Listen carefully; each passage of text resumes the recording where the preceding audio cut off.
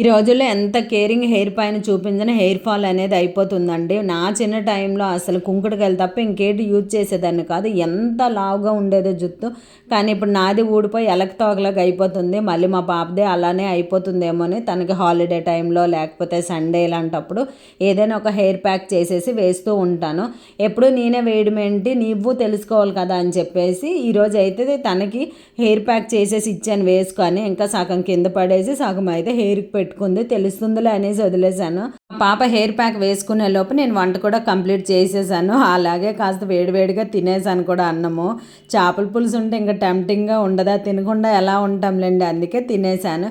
ఈ రోజుల్లో ఎక్కువ మంది శారీస్తో లాంగ్ ఫ్రాక్స్ స్టిచ్ చేస్తున్నారు కదండి. మా పాప అయితే నాకు ఒక ఫ్రాక్ స్టిచ్ చేయి మమ్మీ అని అడుగుతుంది. ఎప్పటి నుంచో బీరువాలో మూలుగుతుందండి ఈ చీర.